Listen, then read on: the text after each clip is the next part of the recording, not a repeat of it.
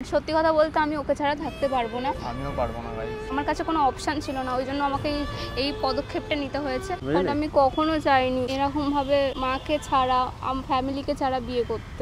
আমার বাড়িতে দেখাশোনাও শুরু করে দিয়েছে। আমি আসলে আজকে বিয়ে করতে চলেছি। ওয়াও, এই তো খুব সুন্দর খবর।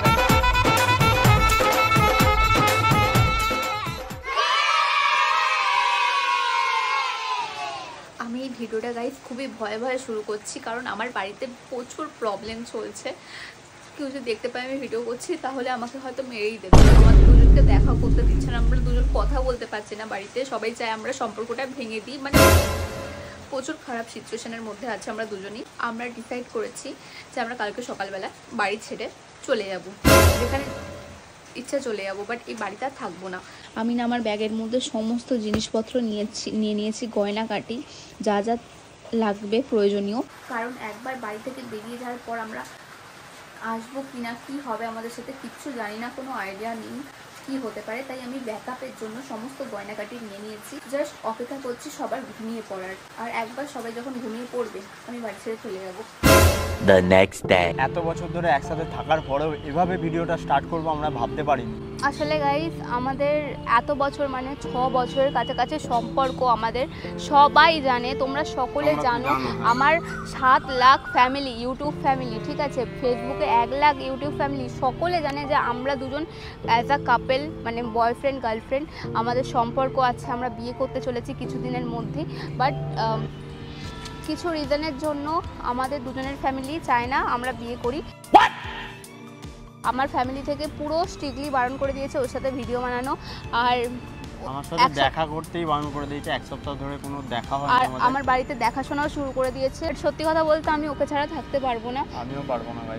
আমরা দুজনেই অ্যাডাল্ট, আমাদের অধিকার আছে আমরা কি করব না করব সেটা ডিসাইড করার। কাকে আমি লাইফ পার্টনার হিসেবে চুজ করব, ও কাকে ওর লাইফ পার্টনার হিসেবে চুজ করবে সেটা ডিসাইড করার। কেউ চাইছে না আমরা সম্পর্কটা রাখি, তাই আমরা ডিসাইড করেছি আমরা আর ফ্যামিলির কথা শুনবো না। আর আমরা ওই জন্য আজকে দুজনেই বেরিয়ে এসেছি বাড়ি থেকে, পালিয়ে বিয়ে করবো ভাই। পালিয়ে আজকেই বিয়ে করব। কারণটা হচ্ছে এটাই, আমরা যদি বিয়ে না করি তবে মানে আমরা কেউ মেনে নেবে না। আর গাইস ওর ব্যাগে সব গয়নাগাটি সব নিয়ে চলে এসেছে ওর মায়ের। কিছু করার নেই গাইস, কি করব আমি, আমার কাছে কোনো অপশান ছিল না, ওই জন্য আমাকে এই পদক্ষেপটা নিতে হয়েছে। কিন্তু বিয়ে যে করব, জামা কাপড় কিনতে হবে, কাপড় টাপড় কিনতে হবে। আর আমি সেজে বিয়ে করতে চেয়েছিলাম, আমার একটা ড্রিম ছিল যে একটু ব্রাইডাল মানে বউদের মতো সেজে বিয়ে করব। আচ্ছা, কোথাও মেকআপের ওখানে কোথাও মানে ভাড়া করে হবে না আপাতত? তুই পার্লারে নিয়ে যাবি আমাকে সাজাতে? হ্যাঁ চল। গাইস আমরা এখন একটা পার্লারে যাব, আমি আগে সাজবো তারপরে আমরা বিয়ে করতে যাব। এর সাজাটাই আমারটা অতটা ম্যাটার করে না, কারণ আমার একটা ড্রিম ছিল ছোট থেকেই যে আমি বউ সেজে বিয়ে করব। এখন আপাতত বিয়ে করি এরকম ভাবেই, ঠিক আছে? আবার ভালোভাবে যখন মেনে নেবে ভালোভাবে বিয়ে করা যাবে। বাট আমি কখনো চাইনি এরকম ভাবে মাকে ছাড়া ফ্যামিলিকে ছাড়া বিয়ে করতে। কেউই চায় না। মানে আজকে যখন আমাদের বিয়ে আমরা মন খারাপ করব না, ঠিক আছে, আমরা খুশি থাকার চেষ্টা করব। খুশি থাকার চেষ্টা করব। বাড়ি থেকে বেরানোর সময় জলের বোতল নিয়ে, মানে জলটুকুও নিয়ে বেরাতে পারিনি, শুধু জামা কাপড় গয়নাগাটি নিয়ে বেরিয়েছি। এখন রাস্তার ধার থেকে জল কিনে খাচ্ছি। জলটা দিবি? বিশাল জোরে আমার জল টেস্টটা পেয়েছে। আমরা এখন আছি টাটা স্টিলের কাছে। তো এখন আমরা ডিসাইড করেছি আমরা কোথায় গিয়ে কালীঘাটে গিয়ে বিয়ে করব। বাট আমাদের সাথে কেউ আসেনি, আমাদের বিয়ে দেবে তো। গাইস দেখো মেট্রো চলে এসেছে কালীঘাট যাওয়ার। তুই শিওর তো আমরা বিয়ে করতে চলেছি? আমরা ফাইনালি কালীঘাট মেট্রো স্টেশনে চলে এসেছি। কি হবে, ভয় লাগছে। এখন তো কালীঘাটে চলে গেলাম। হ্যাঁ, এখানে কোথাও পার্লার দেখে যে ভালোভাবে সাজিয়ে দেবে এখানেই ইয়ে করে সেজে নেব। এখানেই সেজে নেবো বলছিস? তাহলে বাইরে যেতে হবে। চ বাইরে খুঁজি কোথায় আছে। তোর মনে আছে কি জানি না, বাট আমি না কিছু মাস আগে এখানে একটা পার্লারে এসেছিলাম, তো আমি ভাবছি ওই পার্লারটাই যাবো। এখানেই আছে ওটা? হ্যাঁ, এই কালীঘাটের মধ্যেই আছে, তো ওটাতেই আমি যাবো ডিসাইড করেছি। তো ওই জন্য এখন কিন্তু আমরা অটোতে বসে আছি, অ্যান্ড অটো ছাড়লেই ছেড়েও দিচ্ছে বলতে না বলতে।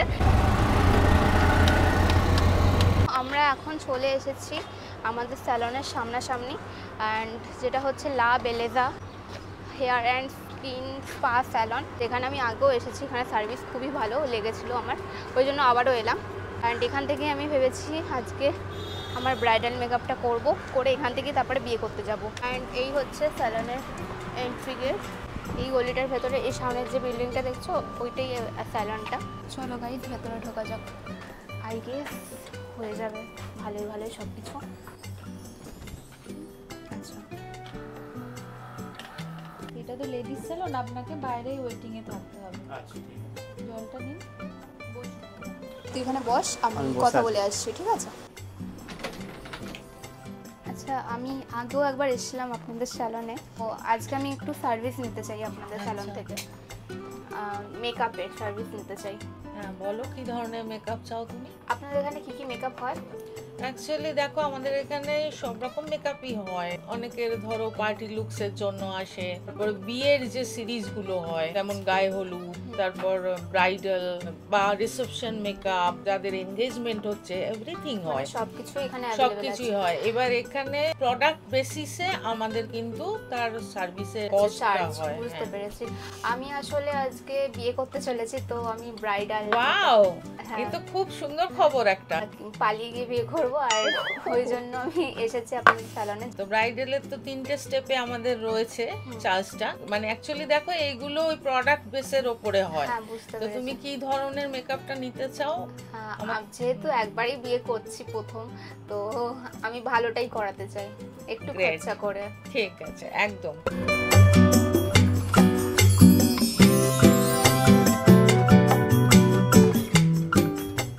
শাড়িটা পরবো বলেই এনেছি, আর আমাকে না এই শাড়ির মানে যেটা লুকটা ভালো হবে এরকম শাড়িটার সাথে যেটা যাবে ওই হিসাবে একটু মেকআপটা করে দিও। একদম। তো আমি এসেই আগে জামা প্যান্ট চেঞ্জ করে নিয়েছি অ্যান্ড ব্লাউজটা পরে নিয়েছি, আর আমার মেকআপ এখন স্টার্ট হবে। যেহেতু এটা লেডিস স্যালন, তো সৌরভ বাইরে বসে আছে, আর আমার মেকআপ হয়ে গেলে একেবারে ফাইনাল লুকও দেখবে আমাকে। সারাটা দিন ধরে যা রোদে রোদে ঘুরেছি, আমার মুখের অবস্থা এমনিতেই খারাপ হয়ে গিয়েছিল, তাই ওরা কিন্তু আমার মেকআপ শুরুর আগেই আমার স্কিন টাইপ অনুযায়ী কিন্তু স্কিন কেয়ার করা স্টার্ট করে। আমি জানো তো এই ফার্স্ট টাইম কোনো স্যালনে এসে ব্রাইডাল মেকআপ করতে চলেছি, তো আমি বিশাল এক্সাইটেড ছিলাম। যতই পালিয়ে বিয়ে করি না কেন, প্রত্যেকটা মেয়ের লাইফে বিয়ের এই দিনটা খুবই স্পেশাল হয়, তাই আমি না ওদেরকে বলেই দিয়েছিলাম আমি কি ধরনের মেকআপ লুক চাই। তো ওরা প্রথমেই আমার আইব্রোটাকে ভালো করে ড্র করে নেয়, দেন আমার আই মেকআপটা শুরু করে দেয়। আই মেকআপটা যতক্ষণে কমপ্লিট হচ্ছিল ততক্ষণে ওরা আমার হাতে পায়ে নেল পলিশও পরিয়ে দিচ্ছিল, অ্যান্ড তারপর আমার স্কিনে কালার কারেক্টার করে ফাউন্ডেশন অ্যাপ্লাই করা হয়। তোমরা তো দেখতেই পাচ্ছ আমি শুয়ে শুয়ে মেকআপ করছিলাম, যার জন্য আমি কিন্তু আমার মেকআপ লুকটা একদমই দেখতে পাচ্ছিলাম না কিরকম হচ্ছিল।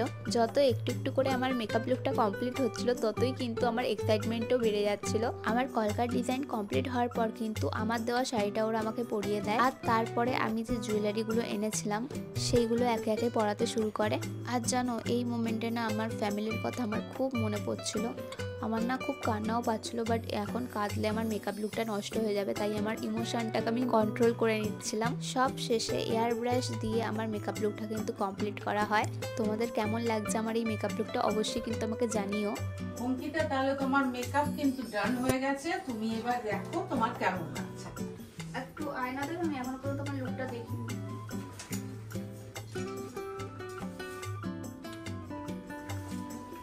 এই বাবা, এটা কি করেছো তোমরা?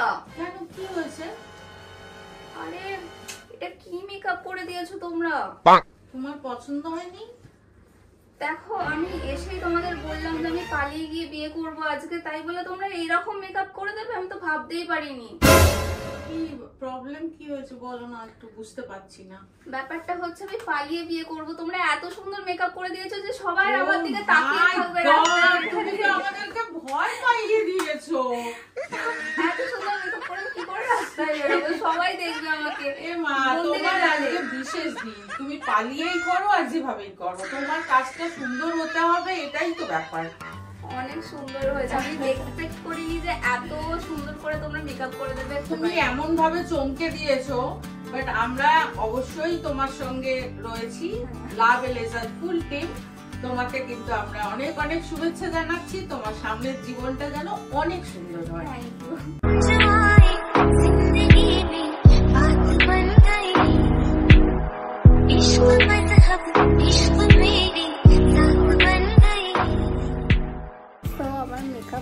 ডান হয়ে গেছে এখানে, আর এখন আমি সৌরভ তো বাইরে আছে, সৌরভের রিয়াকশনটা নেব, ঠিক আছে? তো চলো দেখি ও কিরকম, মানে আমাকে দেখে কি রিয়াকশন দেয়।